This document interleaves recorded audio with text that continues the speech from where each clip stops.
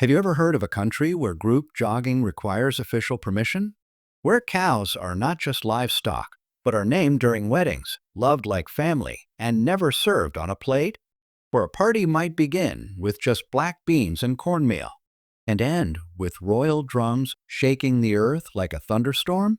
Welcome to Burundi, a place of deep traditions, youthful energy, and customs you won't believe still exist.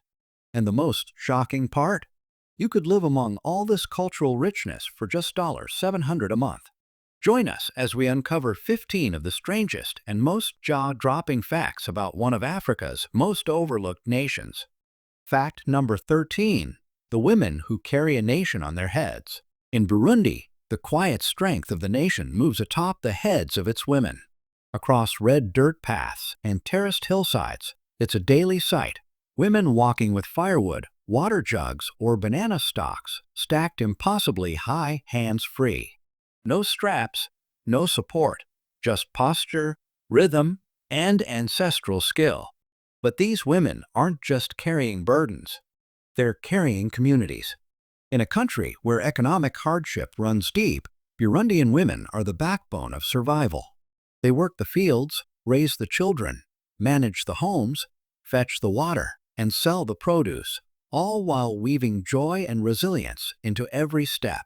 At the markets, they're more than vendors. They are economists, peacekeepers, negotiators, and living libraries of oral history. In rural areas, they settle disputes, teach traditions, and lead the social heartbeat of the village. And when they dance, especially during drumming ceremonies, there's elegance, but also power. Their vibrant fabrics and beaded jewelry don't just shine, they speak of identity, endurance, and pride. Drop a number 8 in the comments if you'd love to witness it in person.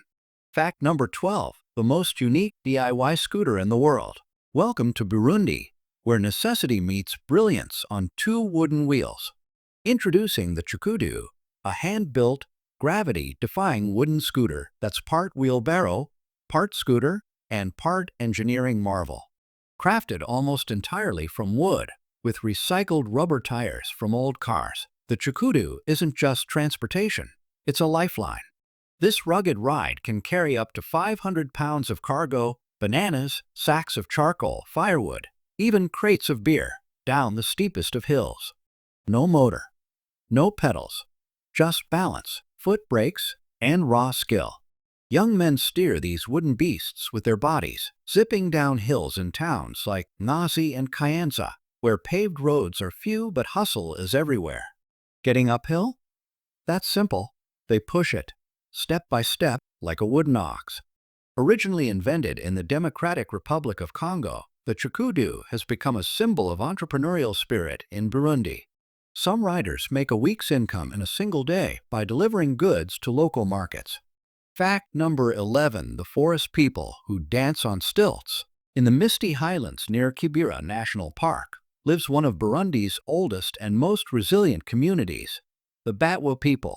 Often called the forest people, the Batwa have lived in harmony with nature for thousands of years. They were once semi-nomadic, skilled trackers, herbalists, and especially known for their pottery, made entirely by hand without the use of a wheel. Today, many Batwa families live near towns like Bukinanyana and Musigati, continuing to pass down their ancestral wisdom through oral storytelling, music, and dance. And among their most stunning cultural expressions, the stilt dance. It's a breathtaking sight, men and women rising high above the crowd on hand-carved stilts, swaying and spinning to the rhythm of pounding hand drums. It's not just a performance. It's a ceremony of pride and presence, a vibrant declaration that the Batwa are still here. Visitors are often welcomed with open arms, invited to share food, witness dances, and listen to stories passed down for generations. In a world racing toward modernization, the Batwa stand as a reminder that cultural memory, connection to nature, and human dignity are worth holding high, sometimes even on stilts. Fact number 10. The drums of kings. In Burundi, the beat of a drum doesn't just echo, it commands. Welcome to the world of Inanga, towering wooden drums that once roared only for kings. The Burundian drum dance is one of Africa's oldest and most powerful performance traditions. But it's more than entertainment. It's a sacred ritual, a heartbeat of history, and a symbol of national identity. These drums were once played during royal coronations, military victories, and spiritual rites. Today, you'll hear them in cultural festivals across Bujumbura and in quiet hillside villages where children still learn the rhythms from elders by ear, not sheet music. And then, the moment of awe. The lead drummer climbs atop his own drum, standing tall, striking downward with two heavy sticks, like a royal conductor summoning the spirit of the ancestors. In 2014, UNESCO declared this tradition an intangible cultural heritage of humanity. In Burundi, the drum is not just an instrument. It's a throne, a voice, a pulse, and a living link to royalty. Fact number 9. All you need is one cow to get married. In Burundi, the path to marriage doesn't run through banks or dowries. It runs through the horns of a cow. Across rural Burundi, your wealth isn't measured in currency. It's counted in cattle. And the most prized of all? The majestic Ankole Watusi with its towering crown like horns that can grow over 3 feet long. These regal animals once belonged only to kings. Today, they're still revered like royalty. In Burundian tradition, giving a cow as a wedding gift is a gesture of deep respect and honor. It's often named after the bride's new home, or a virtue the groom hopes to celebrate. And here's the beautiful part. Once given, that cow is never slaughtered. It's raised like family, remembered, even spoken to. Cows live close, sometimes tied beside the house or guided out daily like companions. Their dung is used to fertilize crops or build traditional homes. Their image appears in art, in carved drums, even in spiritual songs. Fact number 8. The curious case of salt in Burundi. How do you harvest salt in a landlocked country with no ocean? In Burundi, the answer lies not in the sea, but in the soil itself. In regions like Rusay and the Mwaro Highlands, locals practice an ancient and delicate craft, extracting salt from naturally salty earth and hot springs. No factories, no machinery, just age-old knowledge, passed from generation to generation. The process is a ritual of patience. Salty soil is soaked, filtered, then slowly boiled down in clay pots until glistening salt crystals form, like treasure rising from the land. But in Burundi, salt isn't just for flavor, it's woven into culture. Every May, some rural communities celebrate what's called a salt wedding. It's a traditional engagement ceremony where banana wine and salt cakes are given as dowry gifts. And here's the fascinating twist.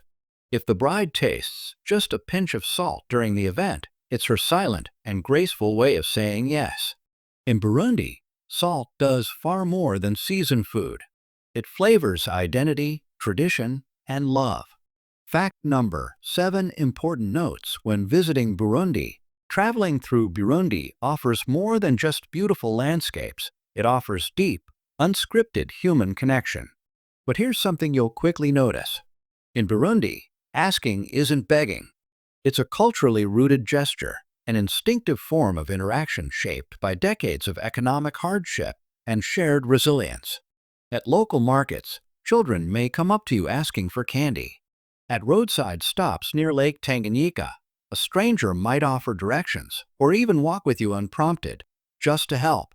And what's truly surprising, street kids in cities like Bujumbura often speak 3 or 4 languages: French, Swahili, Kirundi, and sometimes English or German. Many visitors say they've happily shared snacks or coins, not out of guilt, but out of sheer admiration for a child who just greeted them in perfect multilingual charm. Still, a few tips go a long way. Carry small change and learn to say, "Oh, why, merci," "No, thank you" in Kirundi and French with a smile. It's polite, firm, and usually enough. While Burundi's political situation has improved, be cautious. Avoid taking photos near military or government buildings, and steer clear of sensitive topics like politics or protests, especially in border areas, where people may be more wary of outsiders with cameras or notebooks. Fact number 6, the strange jogging rule found only in Burundi. In most countries, jogging in a group is a normal, even wholesome way to start the day. But in Burundi, this simple act, running with friends, requires government permission. Why? The answer lies in a moment of national trauma. After the political unrest of 2015, when massive protests erupted in the capital and spiraled into violence, the government began viewing all group activities with suspicion, even casual ones. Group jogging, once a popular weekend ritual for teens and athletes, was suddenly seen as a possible front for organizing dissent. So new rules were introduced. No jogging in groups unless pre-approved by local authorities. To outsiders, it might sound extreme, but in Burundi, where the memory of unrest still lingers, public gatherings, even informal ones, are closely watched. While these laws have relaxed in recent years, they've never been officially repealed. Today, you'll still see solo joggers along the shores of Lake Tanganyika, gliding past the morning mist with earbuds in and heads down, running freely, but cautiously. Fact number 5, the country with two capitals. Burundi isn't just rich in culture, it's a country with two capitals that feel like two different worlds. There's Bujumbura, the largest city and former capital, a vibrant urban sprawl resting along the shores of Lake Tanganyika. And then there's Gitega, the quieter, more ceremonial administrative capital tucked deeper inland. In Bujumbura, mornings begin with the hum of minibus engines, the scent of roasted coffee wafting from street stalls, and vendors shouting over the buzz at Central Market. Lakeside, locals pedal past stalls selling cassava cakes, grilled tilapia, and bottles of homemade banana beer. By afternoon, young people gather in Rusizi National Park, where, believe it or not, you can sometimes spot hippos and crocodiles in the distance. But to locals, that's just another day at the park. Gitega, on the other hand, moves to a slower, more ceremonial rhythm. It's home to the National Museum, where royal drums, spears, and regal garments from Burundi's ancient kingdoms are carefully preserved. It feels more like the heart of tradition, where history isn't just studied, it's felt. In Burundi, every city is a story, and in the case of Bujumbura and Gitega, those stories are two chapters of the same soul. Fact number 4, the land of unnamed wonders. Burundi may be small, but it's filled with natural wonders so majestic, most of them don't even have tour names yet. Stretching along the country's western edge is Lake Tanganyika, a deep blue giant that holds several global records. It's believed to be the oldest and deepest freshwater lake in the world, plunging more than 4,800 feet into the earth and sitting over 2,500 feet above sea level. Imagine Lake Tahoe, but warmer, wilder, and fringed with palm trees and monkeys swinging from the canopy above. But here's what truly stuns visitors. The source of the Nile River isn't in Egypt or Uganda. It actually begins in Burundi. At Mount Gikizi, a modest ravine marks the start of the mighty river. There's even a faded sign reading, Source due Nil, where the quiet Ruviranza stream begins its astonishing 4,100-mile journey north. Keep exploring, and you'll find Carrera Falls, a shimmering series of waterfalls hidden in the forest, often called one of Africa's most beautiful, least-known gems. Then there's Kibera National Park, once a royal hunting ground, now a lush, misty cloud forest filled with colobus monkeys, rare birds, and untamed silence spread over 150 square miles. Fact number 3, the Secret State Festival. In Burundi, tradition isn't just remembered, it's lived, danced, and sung every season. Between February and March, before a single bean touches the soil, entire villages gather for the Umuganuro rain ceremony, a mystical dance of hope and harmony. It begins beneath the ancestral tree, where elders and villagers form a giant circle. Dancers in banana leaf skirts twirl to the rhythm of hand drums, cooled by the highland breeze. Leading the ritual is always someone over the age of 70, a living bridge between past and present. Legend says, after 3 full spins, clouds begin to gather, and the first rains of the season begin to fall. From July to August, That rain becomes harvest, and Umuganuro transforms into a full-blown celebration of abundance. Village squares turn into outdoor kitchens. Fresh rice steams in clay pots, while the smell of roasted corn fills the air.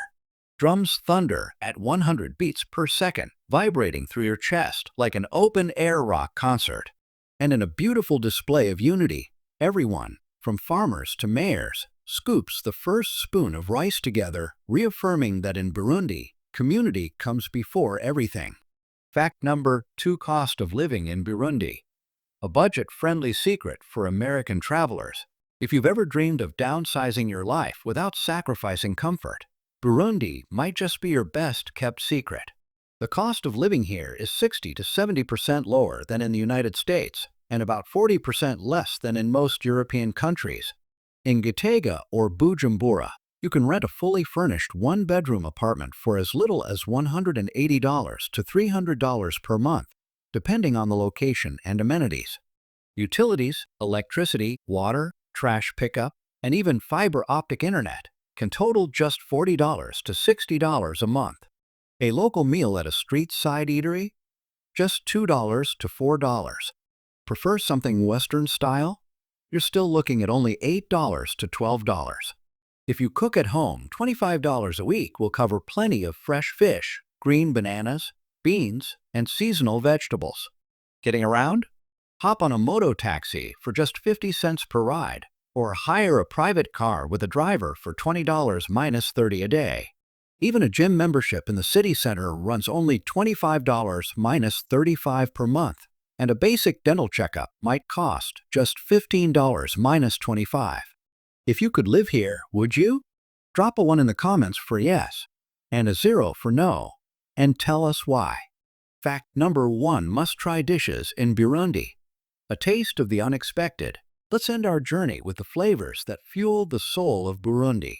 First up, muck, a local fish found only in Lake Tanganyika, often called the salmon of East Africa.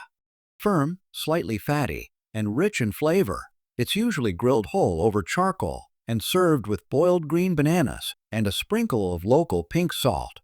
If grilled salmon with greens is your go-to in the US, this is Burundi's power combo. Next, try ibiharage na ubugali, soft black beans simmered in palm oil and served with ubugali, a cornmeal dough ball. You eat it with your hands, dipping the soft dough into the rich, flavorful stew. Think mashed potatoes and gravy, if mashed potatoes were hand-scooped and stewed with soul. For something more festive, there's isambe, a celebratory dish made of mashed cassava leaves, simmered in coconut milk with garlic and onions. It's both earthy and tropical, a surprising delight for the palate.